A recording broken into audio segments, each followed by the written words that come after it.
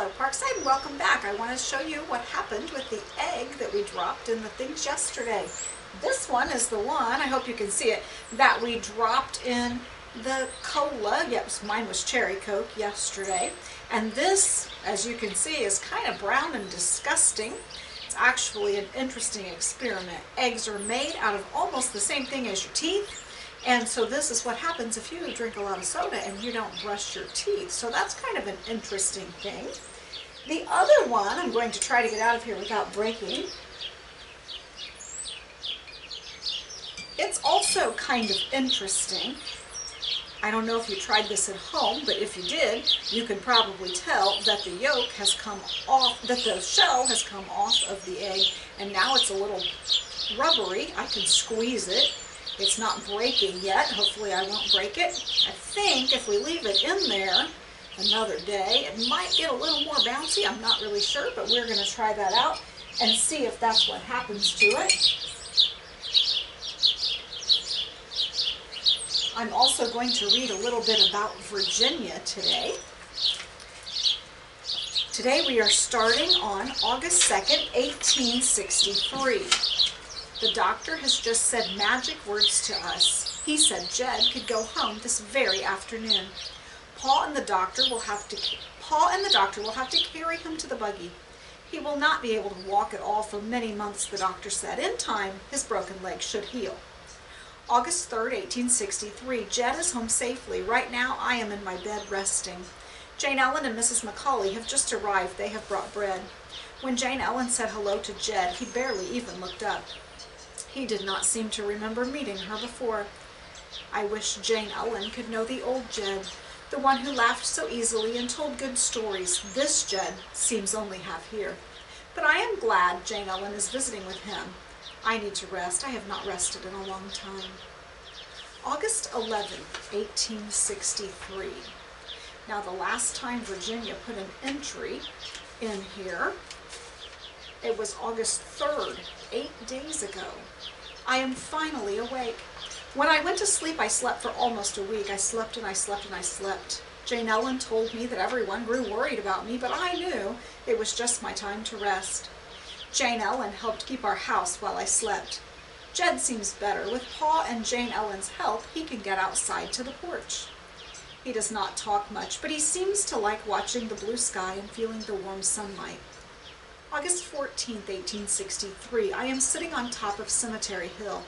This is the first time I have been here since the battle. Many of the tombstones around me look wounded. They are chipped and riddled with holes. My mother's, though, was not struck by even one bullet. I think she is resting in peace again now that Jed and Paul and I are all safe together. August 15th, 1863. I am feeling very nervous. Jed has asked me to read him my entries in his journal. I am worried that he will not like my writing. He might think it is too childish or simple. Anyway, this will be my last entry, as I am certain he will want his journal back now. Thank you, Jed, for lending it to me.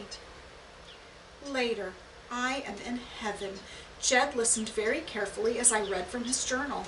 He laughed when I read some parts. He looked very serious as I read others. Once, I even saw him wipe tears from his eyes. When I finished reading, he just stared at me for a long moment. Then he said I was a very good writer. I could hardly breathe.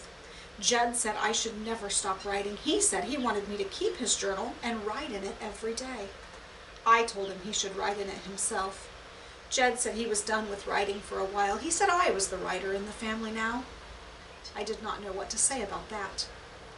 August 16th, 1863. This morning Jane Ellen came by again. She talked about her favorite books with me and Jed. She said she loves to read Sir Walter Scott's stories with their daring adventures. Her face was aglow. I had never seen her look prettier. It's odd that Jed never seems to take much notice of Jane Ellen.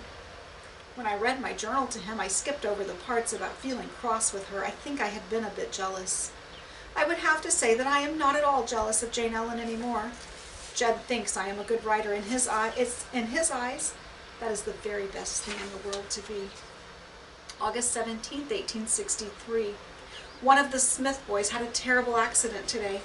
He and some other boys were roaming the battlefields and found some shells. When the Smith boy picked one up, it went off in his face.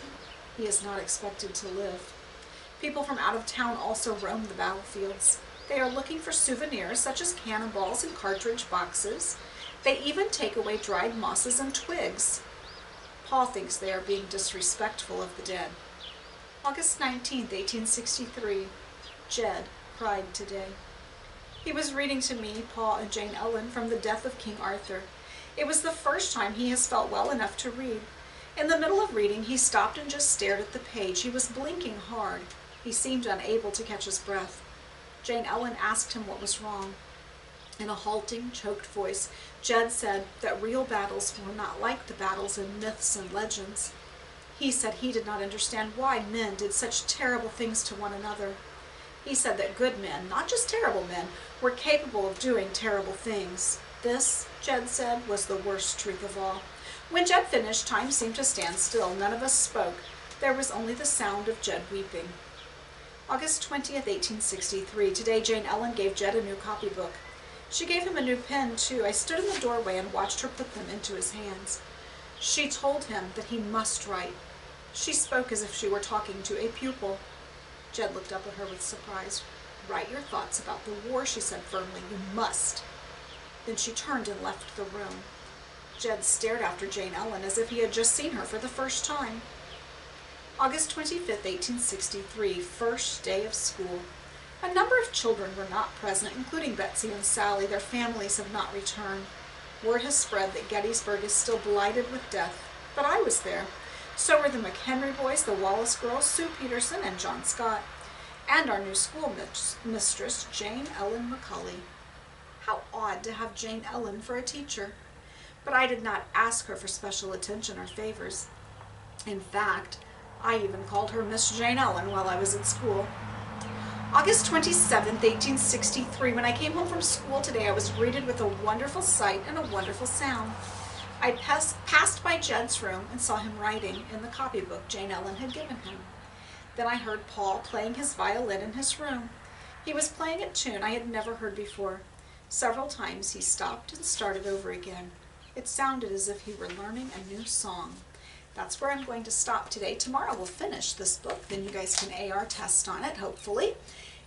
Now, I need to know, I have the second book about Virginia, but I'd like to know, do you want me to read the second book, or would you like for me to find a different book to read to you? If you would like a different book, give me an idea of what kind of a book you would like for me to read, and I'll do my best to get to it. A lot of libraries are closed right now, but I can still get to the Parkside Library sometimes, so maybe I can get some books that you would like to read. Just let me know what you would like to read. I will see you tomorrow.